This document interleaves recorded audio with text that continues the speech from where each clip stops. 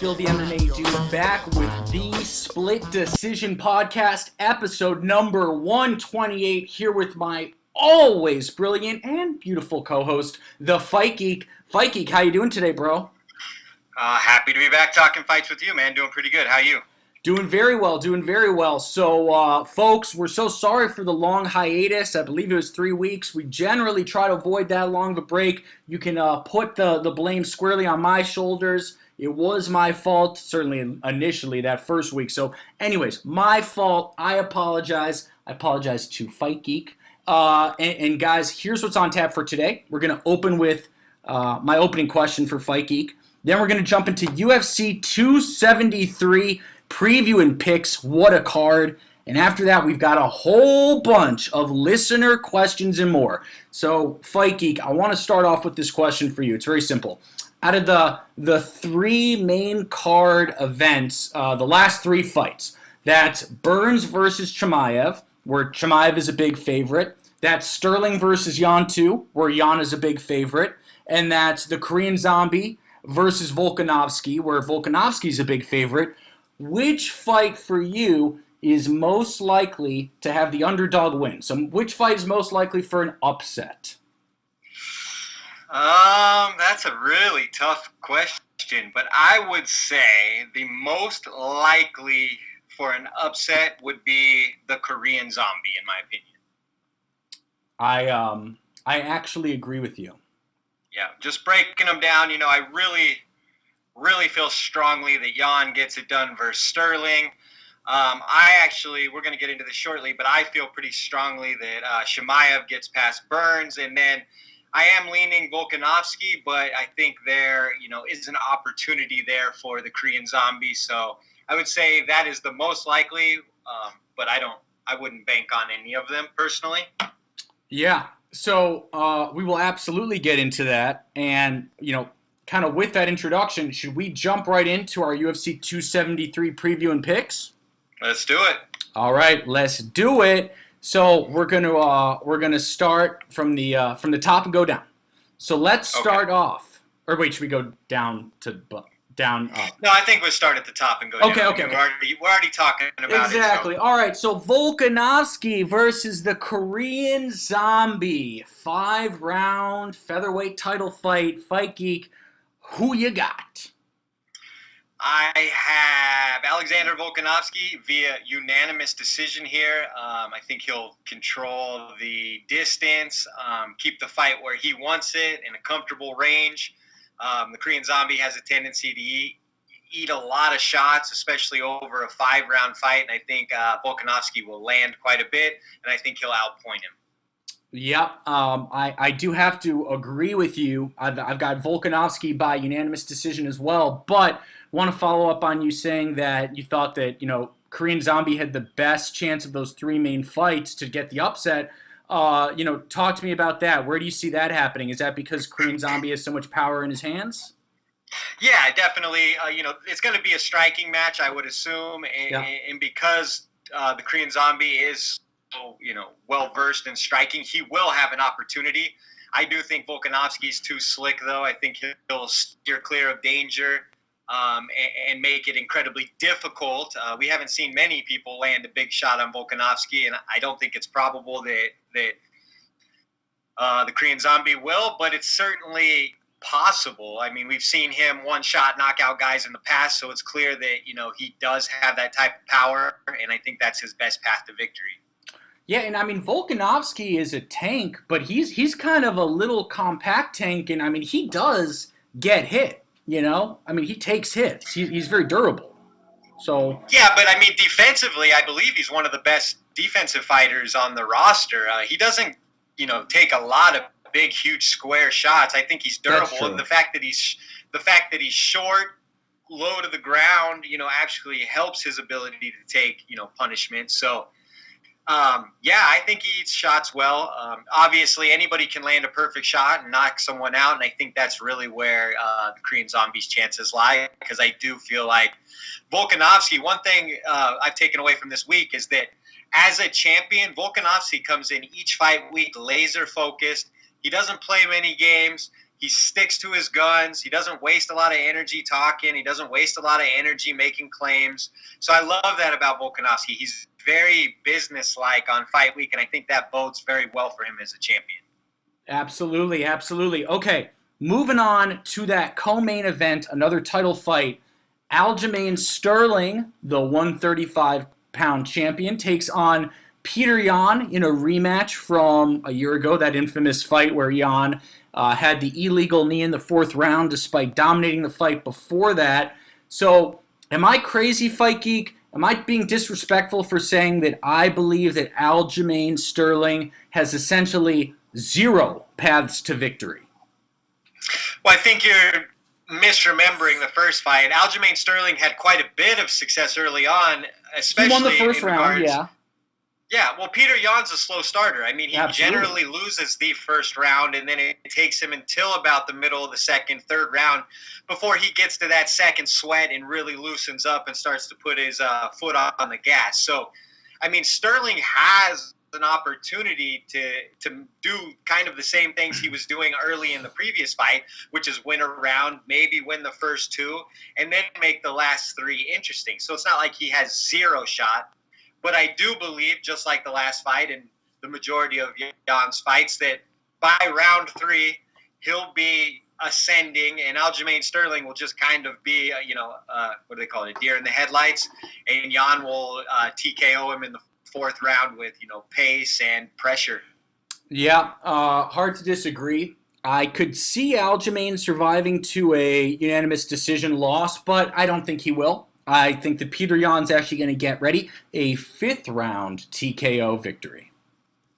Yeah, makes sense. I think over time, you really see how Yan, once he's loose, he lands big power shots through the later rounds, and he has such a good pace. I mean, he's just a terror to deal with.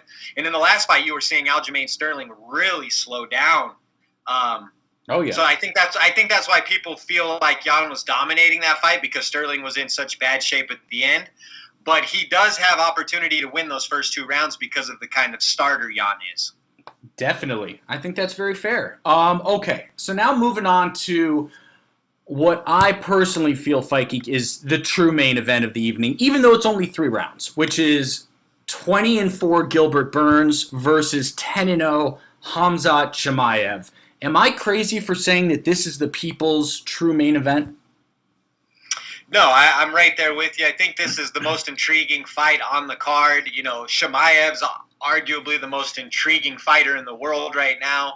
So many question marks, and Gilbert Burns is the perfect type of opponent to answer some of those question marks. Big step up from a guy like the Leech previously. Oh, yeah. I mean, this is the fight. This is the one that everybody's talking about. Everybody's super interested to see, me included. And I just, I think I'm starting to drink the Kool-Aid and buy in. I think Khamzat wins this fairly easily. I'm going to say 3rd round TKO ground and pound. Wow, interesting. Okay, so you do think, though, that Gilbert will take him to his first, I believe his first 3rd round, certainly his first 3rd round in the UFC. Yeah, I do, because Gilbert Burns, again, pre-fight lead-up this week, he's extremely focused. This is the kind of fight he's been begging for since his title loss. So I think Gilbert Burns will come in the best version of Gilbert Burns, which makes this fight, amazing. He's like you said, coming off, his title loss. He's looking to rebuild his credibility. He beat Wonder Boy in dominant fashion. No, I know that was dominant, but Wonder Boy is certainly, on the backside of his career. He's on a losing streak. It was a ho-hum performance with a lot of grappling and positional control. So it wasn't the kind of fight that's going to get him a title shot. But if he comes in and submits Khamzat or, knocks him out, then Gilbert Burns is a legitimate title contender again. So I think this fight obviously is the biggest test for Chimaev, but I do think Chimaev is the larger man. He's the more powerful man. When it comes to fighting confidence, he's never been tested yet, so he's bulletproof when it comes to his confidence. And I think he just continues to roll, and over time will overwhelm Gilbert, who we've seen fade. He's not necessarily a true 170-pounder, so he is carrying excess muscle and weight. And I don't think that'll help him a guy like Chimaev who's going to push an insane pace. All right, fair. So, look, this is, we've done 127 previous episodes of this show. This is 128, and this is the hardest. This is the hardest fight I've had to pick. I do admit that in the 128 episode history. I've never had a tougher fight to pick between Khamzat and Gilbert Burns. And I am formally going with Gilbert Burns by third round TKO. I believe that he can catch Khamzat with that overhand right that almost finished Kamaru Usman. If it almost finished Usman, it can almost finish Chimaev. And I do think that Burns is going to pull out the gigantic upset. Yeah, I mean, you're not the only one picking Burns, so I don't know that it's the biggest upset in the world. I would say it'd be a gigantic upset. It would be earth-shattering. I think that Aljamain Sterling retaining his title would be a bigger upset, personally. I mean, but Sterling's a champ. But Sterling's a champ. I would be more surprised if Aljamain won than Gilbert. Okay, that's fair. You wouldn't? No, I mean, I probably would. You're picking Gilbert, so it doesn't really apply. I mean, I probably would, to be honest. But, I mean, I still think Gilbert is going to pull this off. I just do. I think he's got that overhand right. And I don't know I just think it's too much too soon for Khamzat. We'll see, though. Okay, it's going to be interesting. You don't think the jiu-jitsu or grappling comes into play? Well, no, I think it will. But let me just end with this note. If Khamzat Chimaev dominates or beats Gilbert Burns inside 3 rounds, then we have to accept that Khamzat Chimaev is the future. And he's the most talented up-and-comer in the history of MMA. And just give him that Usman title fight. I don't know if you can get to that, but he would definitely be the new generation, the new era. Oh, who would possibly be more hyped than him? Conor? No way. Yeah. Even in Conor's heyday, not as much as not the pure dominance. Conor never saw these Vegas lines. Conor knocked out Jose Aldo on a 10-year winning streak in 13 seconds. We're talking about Vegas. Let's talk about Vegas betting lines, though. McGregor was like... No, I don't care about Vegas betting odds. Vegas had the Lakers winning the finals this year, so why'd you have to bring that up? Now that seems like a malicious thing aimed at upsetting me specifically. Why did you have to bring that up? No, it's just if you now, go by that's a Vegas low blow, dude. That's like a sparring match and you punch me in the dick or something. Why'd you have to say that one? Look, us over here in Phoenix are just enjoying you guys. Oh yeah. You guys have so many titles. all right. We're getting off talking. Yeah, we are. Right. Okay, all right. Yeah, fair. Yeah, I can't wait for that match. Chimaev versus Burns. Cannot wait. Rooting for friend of the program, Gilbert Burns, who has given us not 1 but 2 exclusive interviews. And if he wins, I bet we could get a 3rd, huh? I think we could. Okay. Awesome. So, moving on, what do we want to cover? What else on this card do we want to cover? What else? Obviously, the next one, Mackenzie Dern versus Tisha Torres. This is a great fight versus a veteran and, kind of Mackenzie Dern, who was a top prospect who's kind of rounded into a contender status. I think it's incredibly interesting. Give me Mackenzie. I got Mackenzie Dern. I have Tisha Torres via decision. Really? I think Mackenzie Dern has had issues with super polished, pro fighters. She really gets in there and gets wild and doesn't really stick to a game plan and gets into slugfest and does a lot of things that it doesn't seem like her team wants her to do. Tisha Torres, on the other hand, is a veteran of the game. She's smart. She sticks to a style and a game plan. She's on a 3-fight winning streak. She's small. She's hard to get on the ground and hard to hold there. So I think that'll work in her favor. And I think she'll eke out a split decision. All right. Ooh, interesting. Okay, I didn't think of that. I had Mackenzie winning by 3rd round submission, to be honest. So it's a great matchup, though. I think it's really intriguing. Definitely. Okay, and then the start of the main card is Mark Madsen, 11-0 in a lightweight bout against Vince Pichel, 14-2. Yeah, this is an interesting one. Vince Pichel's a tough veteran, gritty, 14-2. I think he's probably a little under the radar, a little bit underrated on the roster. Very tough guy, but Mark Madsen, 11-0, wrestling prodigy. I got to roll with him here. I think he'll get the fight where he wants it, which is on the ground, and probably control it for 3 rounds and get a unanimous decision. I have to agree. I do see Mark Madsen winning this by unanimous decision. Okay, moving on to the main prelim, the featured prelim. Ian Gary, the Irish 8-0 welterweight versus 5-1 American Darian Weeks. This is an interesting one. Yeah, I think this is a showcase fight for Ian Gary, who's obviously one of the hot prospects. Not going against a super seasoned guy, just 5-1. So I'm taking Ian Gary in this one. So, I'm taking Darian Weeks. I realize that he's most recently lost a fight to Brian Barberena, a unanimous decision. Not exactly a great loss. But, look, Barberena's a tough guy. And Barberena just beat Matt Brown. He's a real good fighter. He beat Matt Brown. I mean, Matt Brown's getting pretty old and up there. But, yes. Yeah. I hear you. I think that Darian Weeks is going to catch Ian Gary. I think we'll see. Gary says that he's the best trash talker in the UFC behind Chael Sonnen and Conor McGregor. Not sure about that one.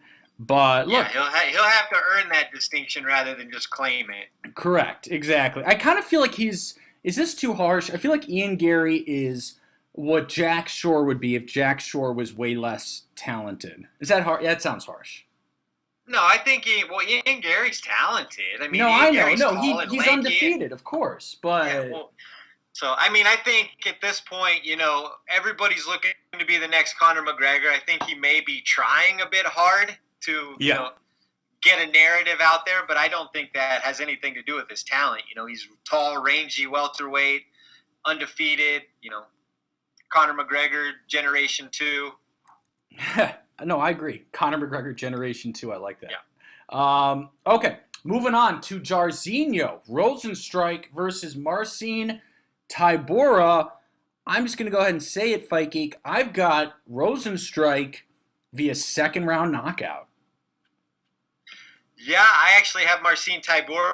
Tybora is real tough. I think he can outlast some of the tough spots. Rosenstrike doesn't have a big output. I think it'll be similar to the Walt Harris fight. I'm taking Tybora here, the more seasoned fighter. All right, fair enough. Next, we've got bantamweight bout between 9-2 Aspen Ladd versus 13-8 Raquel Pennington. How do you see that going? Yeah, Aspen Ladd coming off a head-scratching performance. She's lost 2 of her last 3. Raquel Pennington has kind of bounced back. She's on a 3-fight winning streak. I'm actually rolling with momentum here. Raquel Pennington via split decision. And I got Aspen Ladd via unanimous decision. You have Aspen Ladd via simp syndrome. We'll see. What do you possibly like based on her last few performances? Are you being serious? You're calling me out for picking Ladd over Pennington? What are the Vegas odds, bro? Ladd's probably a favorite. I'm just saying, what do you think based on the fact that she always misses weight and now she's losing? She'll probably miss weight again, and that'll help her. I think people just go ahead and pick her just because. What do you do? She's 9-2. Raquel's 13-8. What are you talking about, bro? Raquel's tough, fought title. I mean, Raquel, if you go and look at their strength of schedule, I think it would be laughable, the difference. I mean, okay, so look. She lost to Norma Aspen lost to Norma Dumont in her last fight, but before that, she finished Yana Kunitskaya via left cross to ground and pound. That's not exactly. Wasn't Yana Kunitskaya pregnant in that fight? I hope not, because that makes me start asking moral questions that are very uncomfortable. Let's certainly hope she wasn't. Don't forget, 2 years ago she beat Sajara Eubanks. Gosh, was Yana really pregnant in that fight? I don't know. I thought there was some controversy. No, there was. That. There was. I was just kind of hoping it would. I just hoping it wasn't true because it made me cringe. Well, I'm just saying, if that's the controversy surrounding Aspen Ladd's last win in the last 3 years. Oh my gosh. That's what, my mom was a professional fighter and was pregnant with me. That's why I kind of turned out the way I did. So. Oh, it makes perfect sense. Just kidding, Mom. Oh my gosh. I'm totally joking. That was not funny. She won't like that joke, so maybe we should cut it out. Anyway, all right, let's keep it moving. Moving on. Mickey Gall, 7-4 versus Mike Mallet, 7-1-1. Who you got in this welterweight bout? Yeah, one. I think Sage Northcutt. Sorry. Mickey Gall's alternated wins and losses in his last 8 fights. Win loss, and he's due a win. So because of that reason, I'm rolling with Mickey Gall here. I don't know a lot about Mike Malott, but he's debuting, I believe, and it seems like a squash match to make Mickey look good.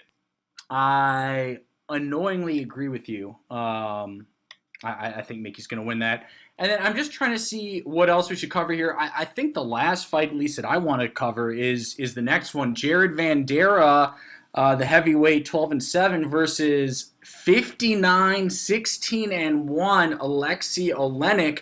I've got Olenek via first round submission.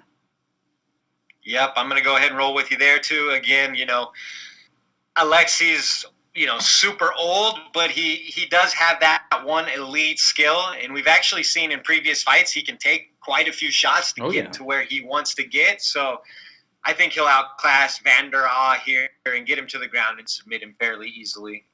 Win number 60, I believe. That would be win number 60 indeed. All right, so with that, are we ready to take a real quick break and come back with listener questions? Let's do it. All right. Guys, we'll be right back with listener questions and more.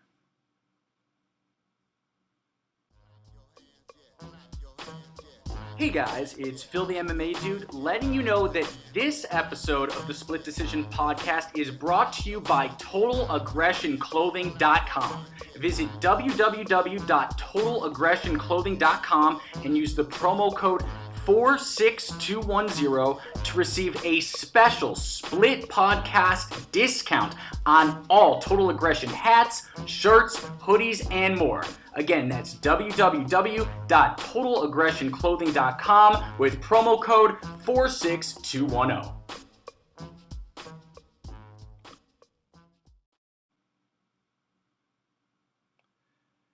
Hey guys, it's Phil the MMA Dude back with the Split Decision Podcast, episode number 128, and it is now time for my favorite section of all, and that is Listener Questions! Alright, let's get into it. Alright, let's get into it. Fikey, do you have a question ready? If not, I can try to find one. Fikey, do you copy? Sorry, I had you muted. Yes, I've got one queued up. Eric Buchert. Eric Bucher, what up? Love that guy. He says, when Mackenzie Dern wins, it's usually by submission, and I think that's her best bet against Torres. If Dern wins by submission, what type of submission do you think she's most likely to get in this fight? I'll just go with rear naked choke because I believe that's the most common submission. Yes, you're right. That's the one where when people get tired and they want out of a fight, they just give their back and they give their neck and they let it happen. And I think that's one of the initial submissions you learn in drill, right? So, Mackenzie Dern has all kinds of submissions, but I think that, percentages say rear naked choke would be most likely. So I'm looking at her submissions, and you're right. There's definitely a lot of rear naked chokes, but there's also a lot of arm bars, and arm bars are tricky because they can, Let me just piggyback and say Tisha Torres has really short, buff arms. It's going to be really hard to armbar her. Damn it, that's a good point. I'm still doubling down on Mackenzie Dern by armbar. No, I'm definitely going rear naked choke. If she were to win by submission, I have a hard time seeing her getting Torres to tap to an armbar. Torres has the most ripped arms in the female division, arguably. It's not about, whoa, arm bars aren't just about how ripped your arms are. It's about the positioning. Yeah. Well, I'm just saying Torres is obviously very powerful. She has short limbs, which means she's going to, I just think she's going to be a hard fighter to submit that way. Okay. That's very fair. Okay, so this next question comes from our man that's at Macer Louie. And he says, #AskSplitPod. Who should fight for the men's bantamweight title next? I think it's interesting that for as loaded as 135 is, there's still a debate about who the next contender is. There's so many great fighters that aren't even ranked. Gutierrez, Yanez, etc. Yet it seems to be log-jammed at the top. That's a great question. Yeah, well, it's been log-jammed at the top because we've been waiting for this fight taking place this weekend, right? Absolutely. Once we have a title holder that's legitimate, we can get things moving. I think TJ Dillashaw is going to be I was going to say TJ Dillashaw. That's my guess on who's next. So I would imagine if Jan wins cleanly and there's no controversy, he would love to fight someone like TJ Dillashaw, who, historically might be the most accomplished bantamweight in history. So I think TJ Dillashaw versus Peter Yan is a no-brainer if he wins. I have to agree. And heck, even if Aljamain Sterling wins, him versus TJ makes sense, right? Yeah, absolutely. I think, TJ probably is that next guy, unless, Henry shows back up, but I don't think that's going to happen. I think he's angling to fight at even a larger weight class. So Absolutely. Okay, this next question comes from my man, MMA by Milliken. It's at MMA by Milliken. Love this guy. He's actually got two questions. They're specific to each of us. So Fight Geek, he says, is the Bellator marketing bad, or are fans just overwhelmed by UFC content? I'll let you start off. Well, I'll definitely say Bellator's marketing leaves something to be desired.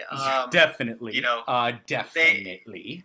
Considering the different, streaming services they've been associated with, television channels they've been associated with, I think they could have done more to build their stars. But, I do think there's also, a laziness on the common fan side to just kind of assume that the UFC is the end-all be-all of MMA. So I think it's a little bit of both, honestly. I think there's a certain segment of people that if you're not fighting in the UFC, they'll just assume that you're not at a certain level, and that's really not accurate. So, I think that's two-pronged. Yep, I agree. And then Milliken asks, Phil, your girl Zendaya decides to become an MMA fighter. Who does she train with? #AskSplitPod. Okay, well.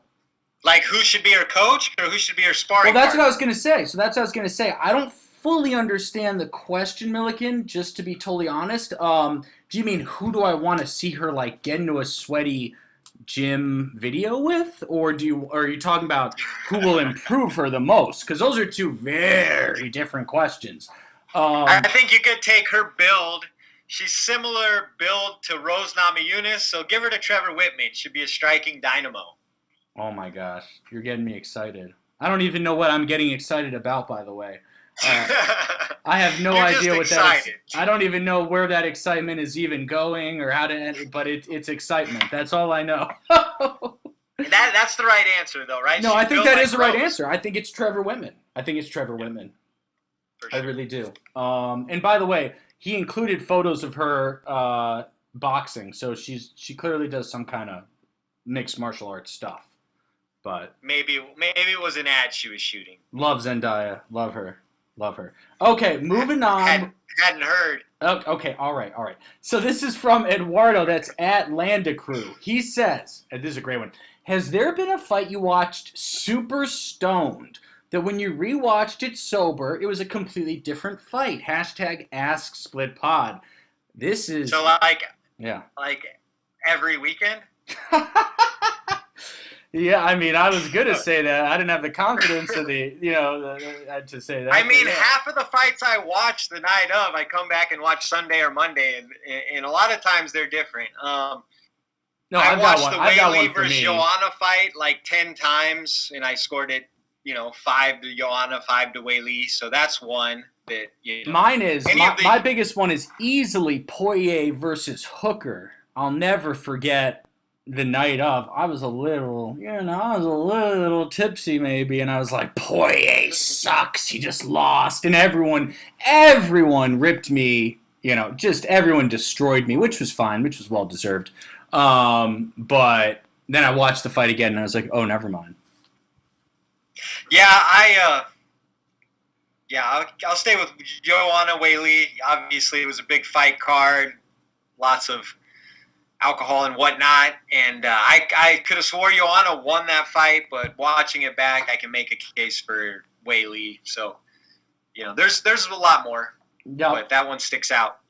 All right, fair enough. Next question from our man, Jalen Ware. Love this guy. That's at strive2b_GR8, so strive to be great. If Khamzat decisively beats Burns, should the UFC hold him out for the Usman-Leon winner or set up Colby versus Khamzat in a 5-round main event? #AskSplitPod. What a great question. Excellent question, and I could go either way on that one. It would be nice to see Khamzat have a 5-round fight before having a title fight. I think generally most guys who graduate to the championship level have to do that first. In the fact, I don't think we've seen him in a main event. So yeah, I think the Colby fight makes the most sense as far as legitimate number one contender match, and then him answering the last question, which would be, can he go 5 rounds? Yeah. Okay. I mean, honestly, I'd be okay with either. To be perfectly frank, if he dominates Gilbert, the way that some people are inferring, then I think it's pretty insane. But again, I don't disagree with what you're saying about it. I'd be fine with a 5-round main event against Colby to decide that title elimination. For sure. I mean, that's an interesting fight too. Oh, definitely. But he's got to get through Gilbert this weekend, so that's what's the task at hand. All right, tell me if I'm crazy really quick. Gilbert Burns has a better chance of defeating Khamzat Chimaev than Colby Covington does. True or false? Yes. Yep. False. Wait, what? No, Burns has a better chance than Colby against Khamzat. Colby's the more proven wrestler. Oh, you're so crazy, man. I can't believe you're not agreeing with me on this. You're crazy, bro. What do you mean? Colby Covington has an iron jaw and cardio. He's got pillow fists. He's got pillow fists. Right, but he also has the wrestling and grappling to so does Gilbert. Nullify some of. Well, we don't know that. Gilbert's never been a great wrestler. He's a good jiu-jitsu grappler. He's not. He doesn't have great defensive wrestling. Okay. So okay. He didn't spend his whole life, like Colby did with the wrestling background. So I do think Colby has an opportunity there. Plus the cardio. Colby can fight for an hour straight. We've seen Gilbert Burns start to gas, late second, middle of this 3rd round, and have to really kind of. Oh, you're exaggerating a little bit there. But... exaggerating? Yeah, what are you talking about? Did Burns gas against Wonderboy? No. He didn't, but that was a 3-round fight. Well, this is a 3-round fight. Well, in a 3-round fight, I think he obviously has a much better chance than in a 5-round fight. But that's not what we're talking about, because it's a 3-rounder. Colby offers the tougher challenge, in my opinion.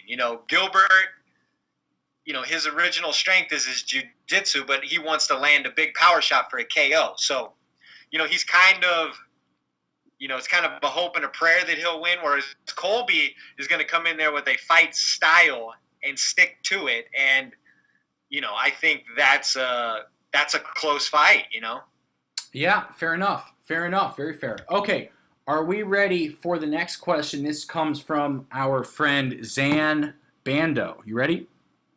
Yep. Okay. Hey, Phil and Fight Geek, it's Zan Bando here. Hope you guys are doing well. Good to see you guys back this week to cover UFC 273. I have 2 questions for you guys this week, as I normally do. My first question for you guys is, what is your guys' opinion on the new tournament format that the UFC is allegedly putting together for some Asian prospects at 135, 145, 155, and 170? John Coe of All Star Sports reported that yesterday, and I was just curious to hear your guys' thoughts on that and where you think that will go in the near future. That's supposed to be during UFC 275. And then my second question for you guys this week as well is, if Hamza Chimaev can beat Gilbert Burns this weekend, where does Gilbert Burns go from here? As you guys both know, he just beat Wonderboy Thompson and fought for the title a little less than a year and a half ago. So I'm just curious, where does that put his ceiling, so to speak, and is he still in that mix, in your guys' opinion? Thank you guys again for listening to me. I appreciate your guys' support, and I'll have a couple of UFC 273 stories coming out on Fansided, so look out for those. Thanks, guys. Have a great show. Love it. Thanks, Zan. Love it. All right. So the first one, I think that the Asian tournaments, I hadn't heard a lot about those, but I think it makes a lot of sense. The UFC is always looking for ways to identify new talent. They probably don't have a deep enough pool of talent there to have something like the Contender Series that's ongoing. So I think a tournament makes perfect sense for them. So that's a good idea. I believe and I believe it's just to win contracts rather than, any kind of, like, say, Bellator, where they give championships to tournament winners. Exactly. So, it looks like and plus what it does is it kind of builds that person's star locally before they come to the UFC. So they come to the UFC with some kind of billing rather than just some obscure fighter you've never heard of. So I think it's a smart move. The second question, if Gilbert Burns loses, I actually love the Colby Covington fight for him as well. So I think completely agree. I'm so glad you said that. Even if he loses, make the Covington fight. Yeah, well, Covington and him would both be coming off of losses, which in the past was kind of... Well, wait, Covington won his last fight, to be clear, against Masvidal. But yes. Oh, yeah, sorry. But Covington doesn't He's have down a path 0-2 to the title. champ, so... Yeah. So, I think that makes a lot of sense. I think Covington is actually the answer to both guys who they should fight next, so... Absolutely. I actually completely agree with that. I think that if Burns loses, make the Colby fight. So I agree. Okay. And I also, just piggybacking on that, if Leon Edwards loses to Usman, I think they should force Masvidal to fight Leon Edwards coming off of a loss. Ooh, I don't know if Masvidal will agree. Well, that's what I'm saying. But that fight's got to take place. I agree. I just don't know I don't know what the UFC is going to do, Fight Geek, because they already announced that they re-signed Masvidal this huge contract, so they have to pay him a ton when he fights. But he's not going to win these fights. He's not going to win these fights. So I don't know what they do with him. Well, I mean, the guy's got 16, 17 losses or whatever already. It's not like anybody. I mean, he's going to retire with 20 losses. So I don't know he's not protecting his record at this point. Fight the biggest, best names you can and get out. Who do you think he's going to fight? No, I agree with you. I don't think he. I think. There's zero chance he can beat Covington. There's zero chance he can beat Usman. He's not going to fight Gilbert Burns, who's he could fight McGregor. He could fight McGregor and win. Yeah, but then he's still got 4 other fights. So what's he going to fight? McGregor and? Yeah, no, I have no idea. I mean, I think he'll probably end up rematching Wonderboy just because Wonderboy has said that he'd be willing, and Masvidal lost that fight kind of ho-hum, so I think that Wonderboy would be on the docket. And then, to me, Leon Edwards is his last real grudge match. I mean... Yeah. I mean, these are all, by the way, to it. The Wonder Boy rematch and Leon Edwards are both very tough fights for Masvidal, just to be clear. Well, yeah, of course. I mean, when you're his age and at this stage, I think all fights are tough if you're going to be fighting the top 8 or 10 of a division in the UFC. Yeah, I think that's fair. I think that's very fair. Okay, so moving on to our good friend Paul O'Kelly. That's at Sparks F1. I don't know if I've mentioned this to you, Fight Geek, but he's actually one of the best Super Mario Kart players in the world. I think you've mentioned that a time or two. Pretty cool. Just a time or two, or maybe 30, but you get the point. Paul, you're the man. I love. Paul, we're your biggest fans, man. It's so cool. It's so cool. But anyways, he says probably too late, but is plus 375, the most disrespectful odds ever for a Burns win. I think it's bet of the century, to be honest. What are your thoughts on that? And by the way, it's exploded to plus 475. Yeah, I mean, that's, if you Which like is to play crazy. the game, that's one to take, right? I mean, definitely good enough. I mean, yeah, I would take that bet, even though I am leading Hamzat because I do believe Burns has enough of a chance. So, yeah, that's pretty disrespectful to a guy like Gilbert Burns who's 20-4. Especially when you consider, I mean, I know it's popular to say, oh, come on, we know that Hamzat's going to win. But when you really... Because what's crazy is that I bet Hamzat wouldn't be that much of a favorite over Conor McGregor. Right. Oh, he definitely wouldn't. But that's because there's all those Conor stans who are willing to just pour in $1 million. Well, what I'm saying is Gilbert Burns stands much better chance than Conor McGregor would against Chimaev. Absolutely. Yeah, so again... That's a rough one. I definitely take it. At plus 470, I might go throw a couple bucks down. Oh, trust me, I already have. So we'll see how that goes. But okay, so this question comes from Joe Garza. That's at Casino Joe Yahoo. He says, "Am I drunk because I believe Aljo has a shot? Because one favorite will lose." Joe, respectfully, I think you are drunk. I think you may have been drunk when you wrote this. Maybe not. Again, I don't judge on that, but I do think you're drunk if you think Aljo has a shot, yes. Or better than the other guys, because I think the other two of the main three definitely have a better shot than Aljo. Exactly. So, all right, Joe Garza actually had one from a few weeks ago that we missed. He wrote, "You sons of bitches," in another post. So this is his other question from a few weeks ago. He said, "The UFC is in an interesting spot. Some of its most popular, bankable stars, Conor, Nate, Masvidal, etc., aren't any good. For long-term sustainability, is the UFC in trouble because its top stars can't win, or has it found the perfect formula because its top stars don't need to win?" Great question.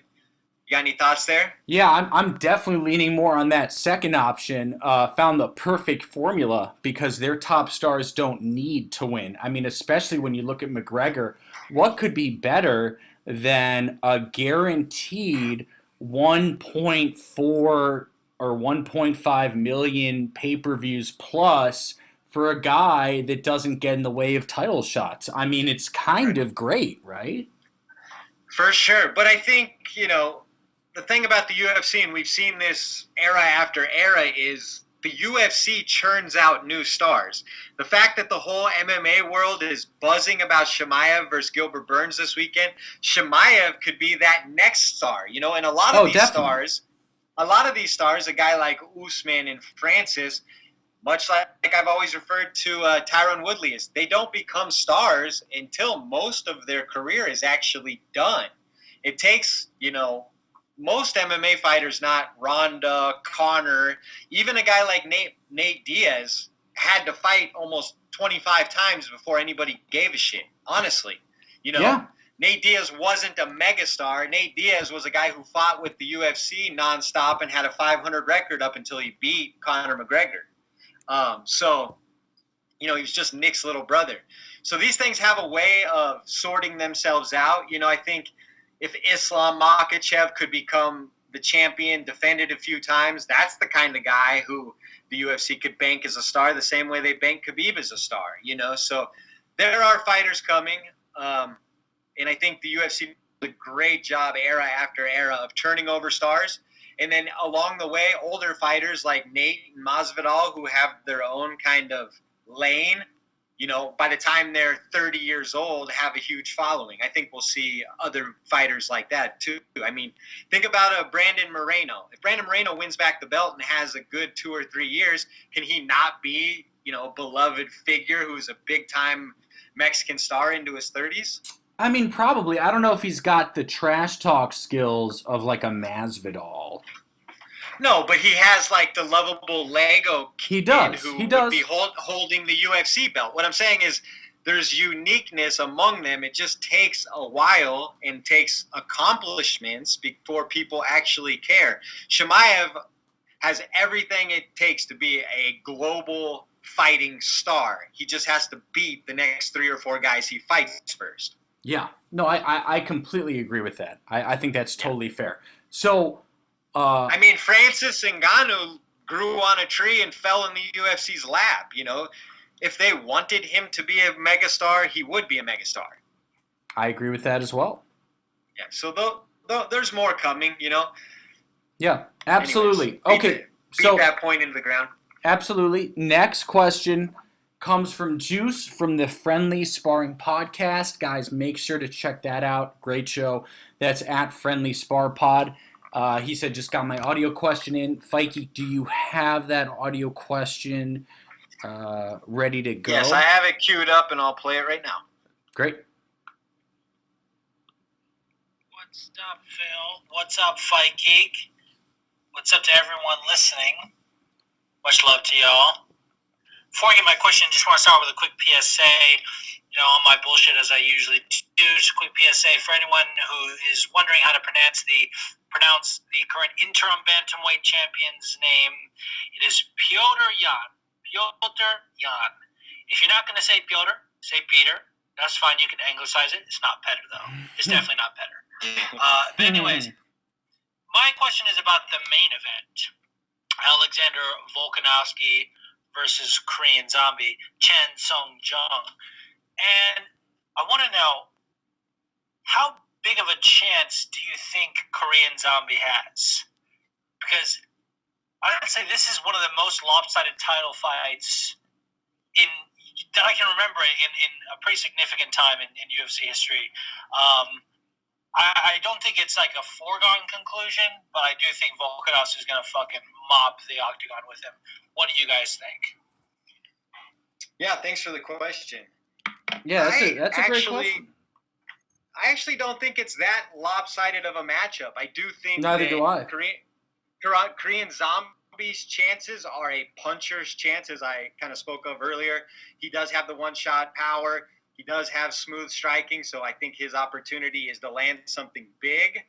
But I could think back to the title fights Derek Lewis has been in. He essentially had 0 chance versus DC. So that was much more lopsided than this title fight. So I could go and find a bunch of fights that way.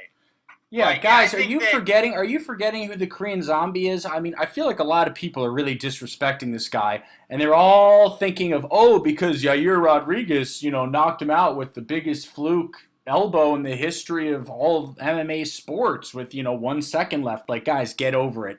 That was as freak as I've seen any fight end. Yeah, well, that damage doesn't undo itself. The guy's still 35 years old and been knocked out a handful of times. I'm just saying, look, if there's someone who's going to pull a crazy upset against a strong tank that gets hit and is very durable like Volkanovski, you could do worse than picking the Korean Zombie to pull that off.